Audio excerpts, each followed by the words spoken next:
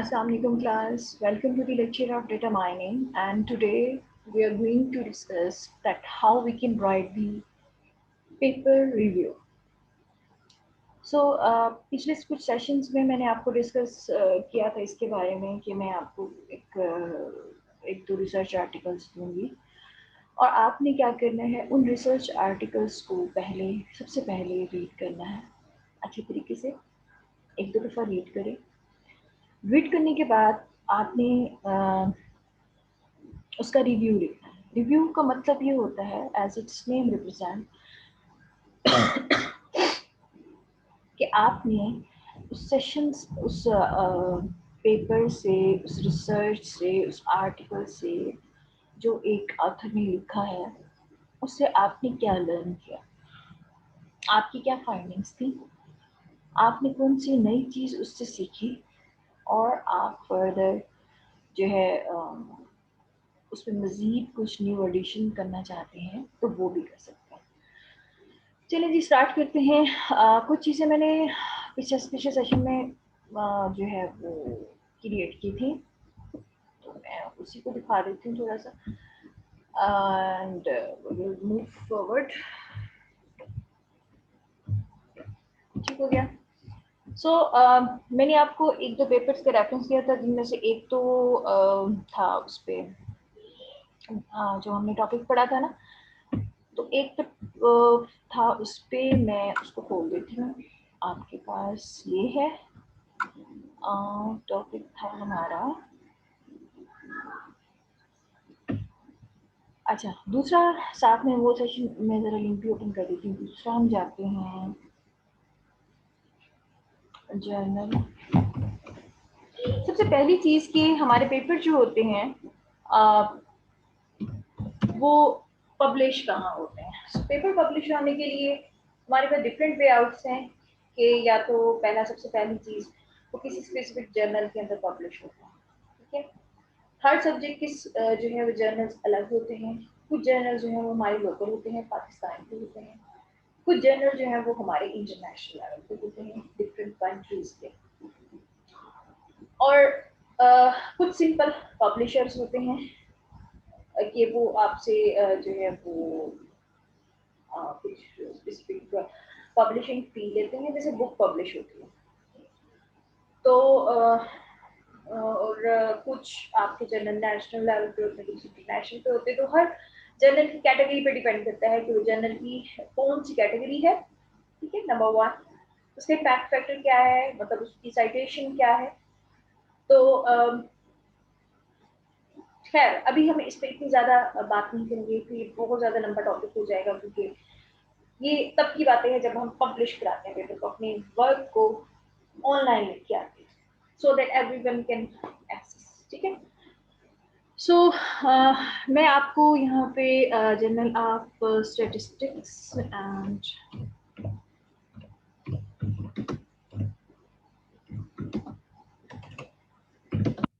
Computing,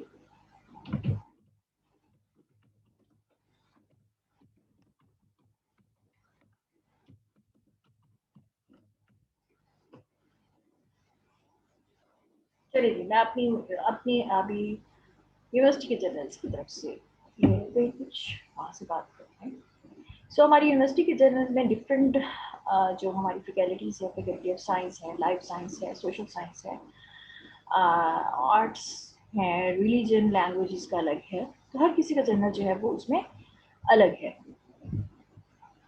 तो यहाँ पे जो है WM के डिफरेंट टाइप के हमारे पास जर्नल्स हैं। हर जर्नल की कैटेगरी अलग है, हर जर्नल में जो है वो सब्जेक्ट अलग है। ठीक है। सो हमारी जो कैटेगरी आती है वो आती है journal of statistics, computing and interdisciplinary research में। Let's go over its website.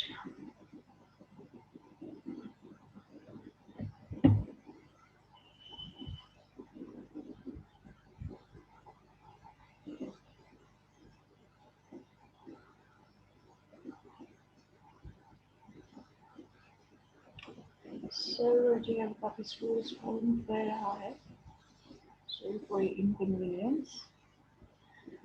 तो ये जो है हर जर्नल का एक you can say that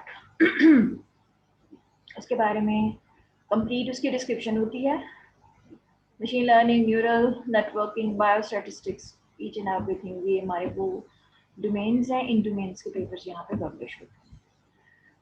So, इसके patron in chief is our vice chancellor. Editor in chief is any type of person और कोई भी हो सकता है इसमें, ठीक है। So ये इसके वॉल्यूम्स आते हैं। करंट इशू इसका ये है जो कि वॉल्यूम इसका 2 आया हुआ है, ठीक है। उसमें ये पब्लिश हुआ था मार्च में, ठीक है। और सॉरी पहला प्रीवियस ईयर के दिसंबर में, ठीक हो गया। और ये इसके जो हैं डिफरेंट टाइप के कंटेंट्स हैं, आर्टिकल्स हैं, जो कि मुख्तलिफ लोगों ने रिसर्च की। रिसर्च करने के बाद अपने रिसर्च आर्टिकल्स लोगों के साथ उन्होंने शेयर किए, ठीक है। ये इनकी आर्काइव्स हैं। चलिए जी, इसके वॉल्यूम 1 की तरफ जाते हैं। इसके वॉल्यूम 1 में एक पेपर मेरा भी है, तो क्योंकि बाकी इसमें कंप्यूटर साइंस के भी और पेपर्स नहीं आए हुए, CS का सिर्फ मेरा पेपर आया हुआ, तो इस वजह से सिर्फ मैं आपको जस्ट बताना चाहती हूँ कि इसमें काम कैसे है। और ये लकीली ये वाला जो पेपर मेरा है वो आपकी उसी ही डोमेन से जो है वो बिलोंग करता है, ठीक हो गया। जो हम पढ़ रहे हैं ना क्लासिफिकेशन और क्लस्टरिंग, तो उसी से ही बिलोंग करता है, ठीक है। So let's download it, click on the PDF।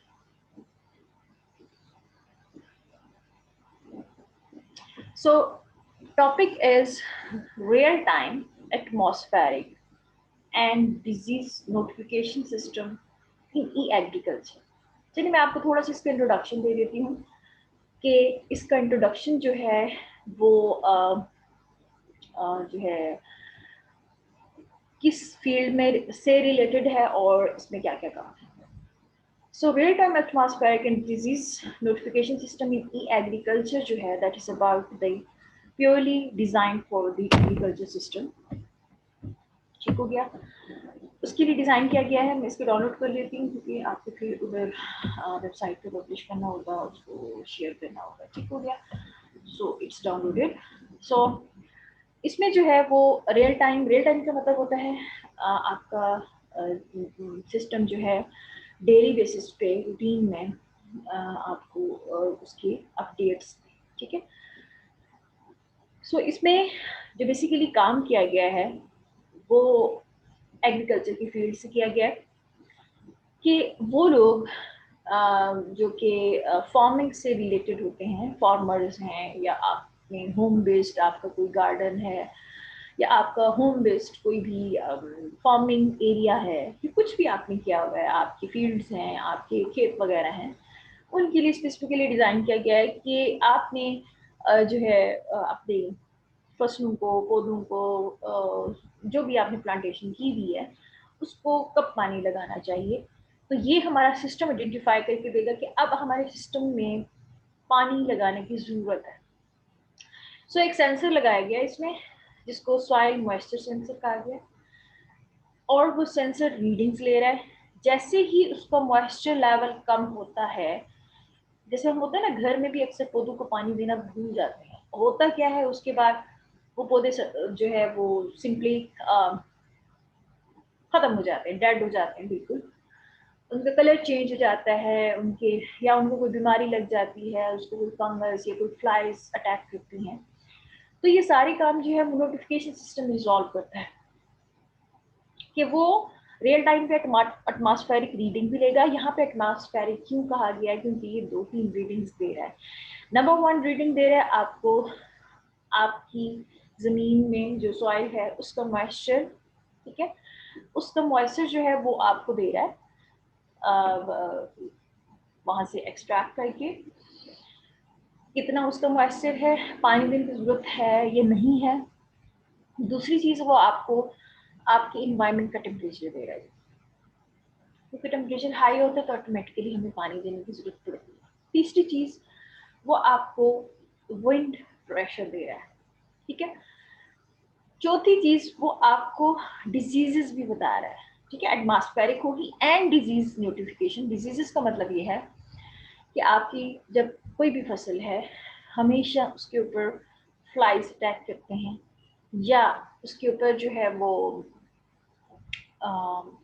कोई भी डिजीज अटैक करती है, ठीक है, फंगस लग जाती है, फ्लाइज अटैक करती हैं, या आपके उसमें पत्तों का रंग चेंज होना शुरू हो जाता है, ये कुछ इस तरह की जिससे आपकी फसल में काफ़ी लॉस आता है, तो इसको वो जो है नोटिफाई करता है, ठीक है।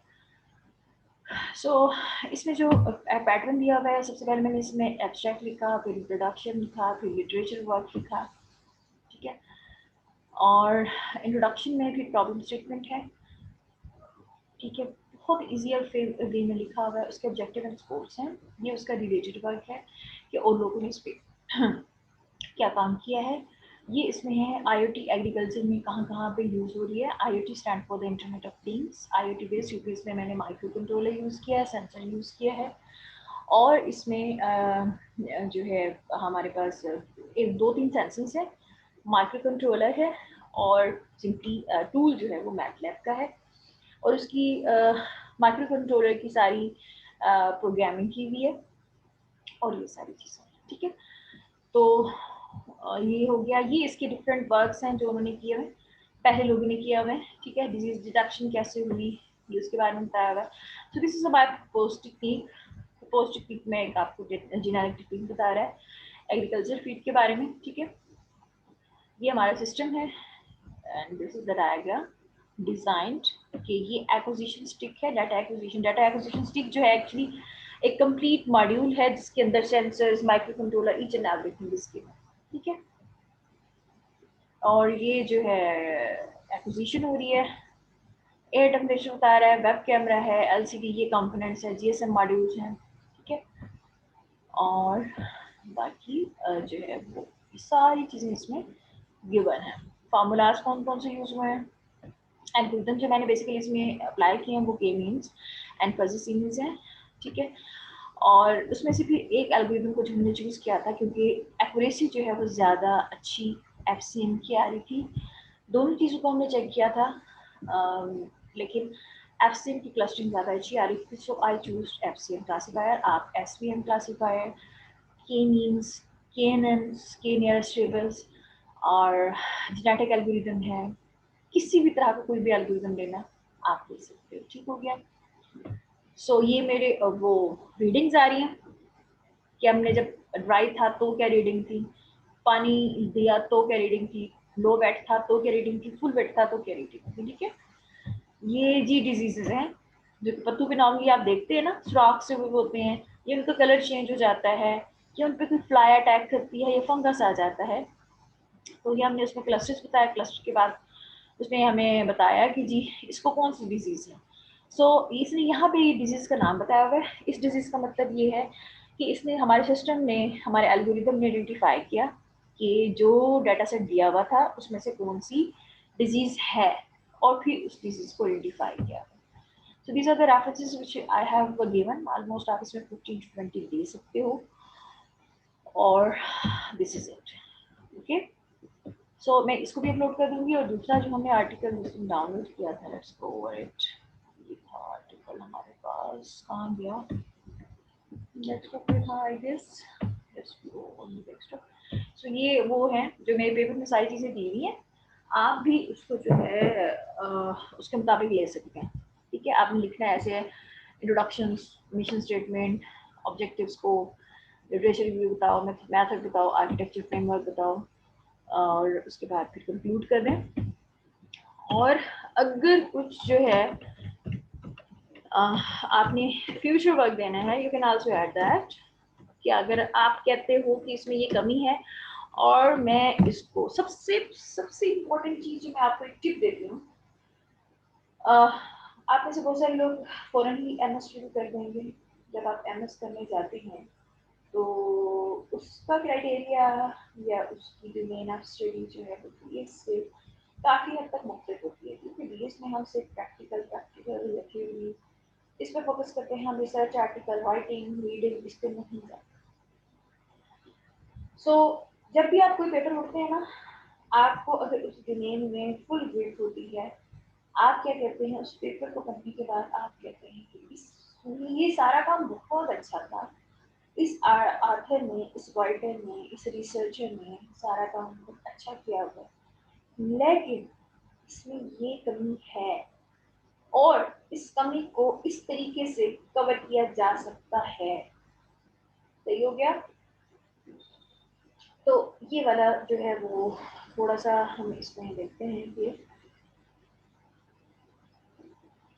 हम एक्चुअली क्रिटिसाइज करते हैं कि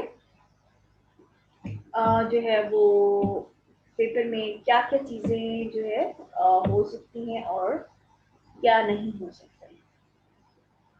ठीक हो गया। सो आपका काम ये है कि आपको मैं ये 2 आर्टिकल्स दे रही हूँ, आपने करना क्या है, ऐसे ही सारा काम करना है। और इसके अलावा जो है ये दूसरा आर्टिकल था जो हमारे पास डेटा माइनिंग की स्लाइड्स के अंदर उसका रेफरेंस भी दिया हुआ था। सो आपने पढ़ना है पेपर को पढ़ने के बाद आपने 3 पेजेस का, 2 पेजेस का, 4 पेजेस का, 5 मतलब 10 पेजेस की लिमिट है, आपने रिव्यू लिखना है। This is the tutorial on the learning with the basic network.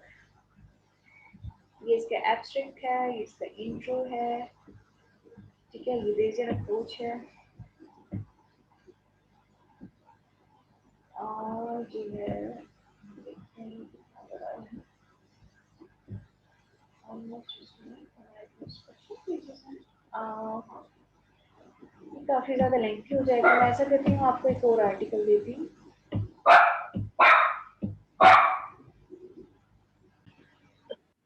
तो क्लास आपने एक तो वो पेपर लेना है जो मैंने आपको एग्रीकल्चर वाला अपना दिखाया था, और दूसरा पेपर मैंने यहाँ से आई ट्रिपल की का जो मैंने यहाँ से टच किया है डीप लर्निंग पे।